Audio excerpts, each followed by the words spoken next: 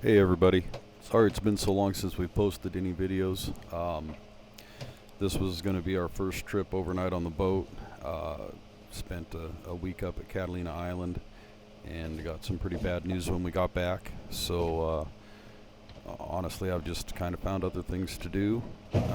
Putting this video together has been kind of a tough one, but I'll catch you up on all that at the end of this little series.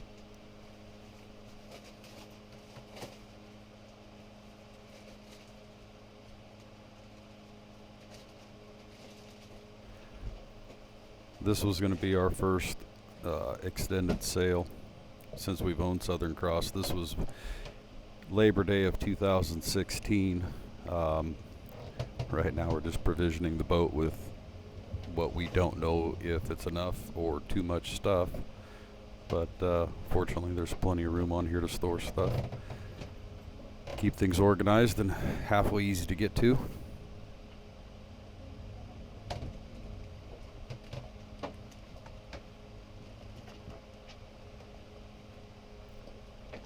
This was going to be our first extended trip, actually sailing overnight to Catalina Island. Due to the weather forecast and wind, we were looking at needing to leave about 4:30 in the afternoon. So we were getting everything buttoned up that morning, getting the boat stocked, doing some little maintenance jobs on the boat, kind of a pre-checklist, make sure everything's looking good, and getting everything put away for what we didn't know. Okay. What else we got?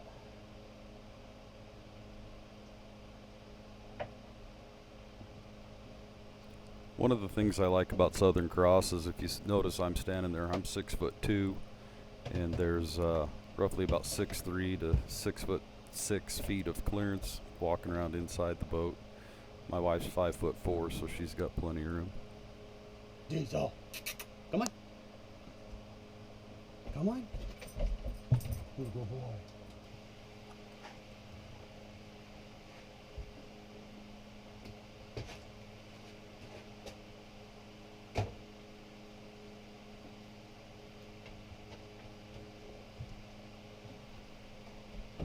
Anne's getting ready to put some of the items away in the fridge. If you'll notice, that fridge is really deep. Big fridge. It holds so much stuff that actually you can bury things at the bottom you forgot you even had. There's a freezer part to it. There's a couple of shelves in there to keep things separated. Works really well, runs off of the 12-volt system, and the compressor is mounted under the settee, right in front of the sink, under the seat is where the compressor for that fridge is mounted.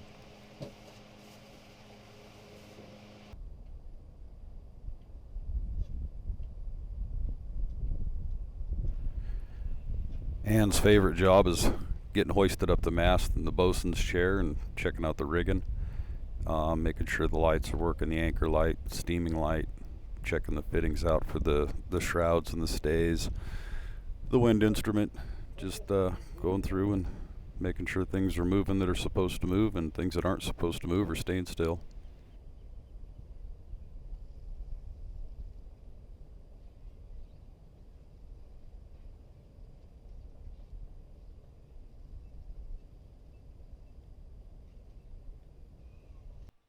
We knew the winds were going to be light when we left. The best winds were going to be about 4:30 in the afternoon, so we headed out past the Point Loma, cleared the kelp beds, and you can see the direction we were headed was 289 degrees north, which put us on a course to split both islands, San Clemente Island and Catalina Island. We were headed to the Two Harbors area, where if you've watched the Sailing Channel Sail Before Sunset with Tom, that's where he and his first mate like to go, and that was our first trip up there. Well, I can't lie, it was pretty intimidating knowing that we were going to be sailing through the night. We expected to get into the islands around 8 o'clock, 9 o'clock the following morning with the speed that we were making, combination of motor sailing. The wind really died down later on in the evening. So we had the racket of the diesel engine in the background and watched the sun set and watched things get steadily and steadily darker. Here you'll see a few steel frames of the light dwindling and going away. The same little lantern we got hanging off of one of the lifelines there, stanchion cables. The red glow of the compass and the reflection way ahead of a tanker. If you'll notice, one's with a flash, without a flash. You'll see the light there to the left. That was actually a big tanker. We couldn't tell what it was. It showed up on the radar long before we were ever actually able to see what it was.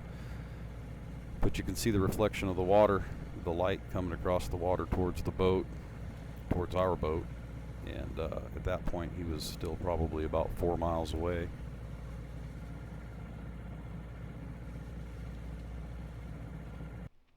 Here's a little example of us plotting the course. The first leg of the trip was going to be 77 miles. Once we cleared the kelp beds and made it to our waypoint to turn to Two Harbors. Once we reached the first waypoint and made our right-hand turn to head east to Two Harbors, we had an additional 8.27 miles to go. We hailed them on the Channel 16 on the VHF, and they found us a mooring ball. No.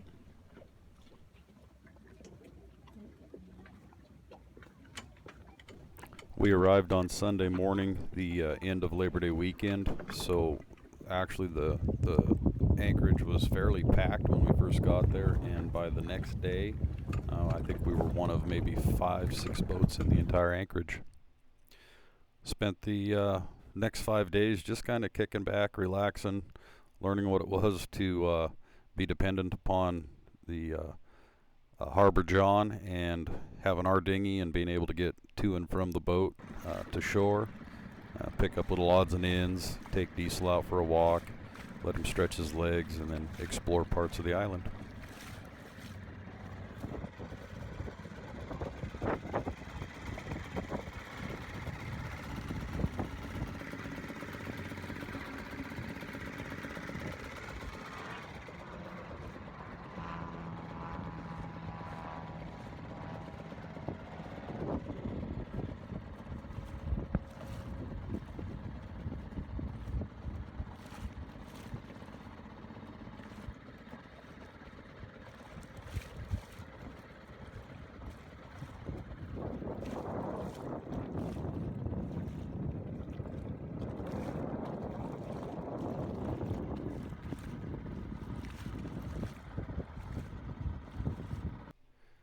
Ann was adamant that we did a bit of fishing.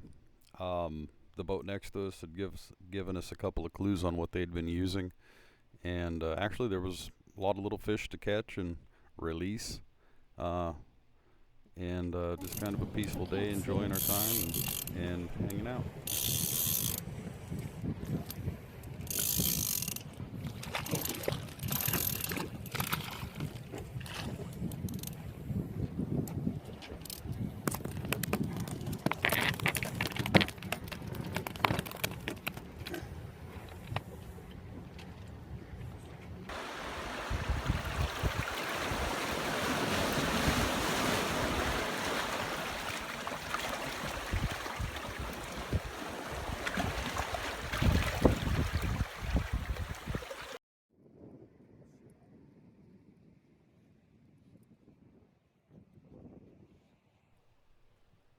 As you come into Two Harbors, this will be on your right-hand side, just before the start of the anchorage.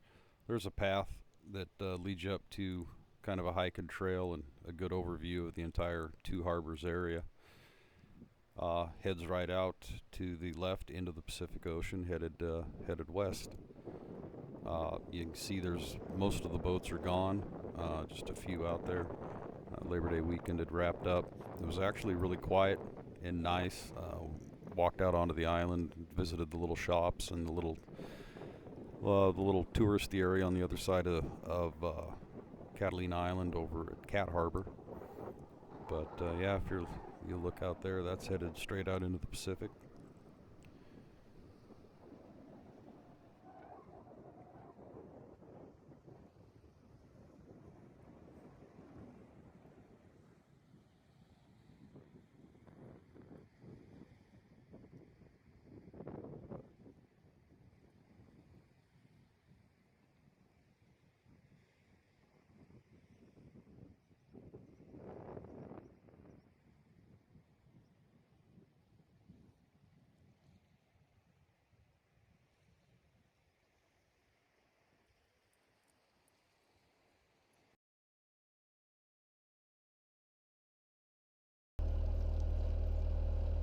After a nice week up at Catalina Island, it was time to hoist the dinghy back on deck and get ready to head back to San Diego.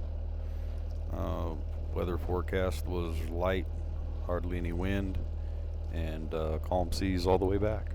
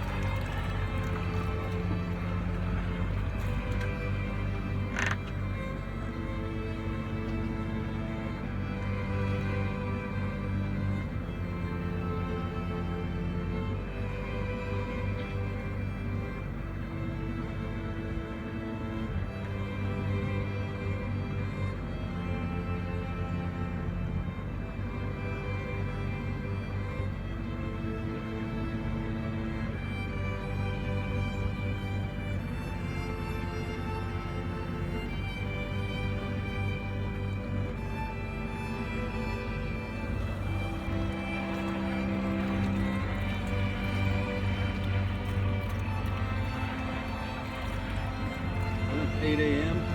and we are headed out.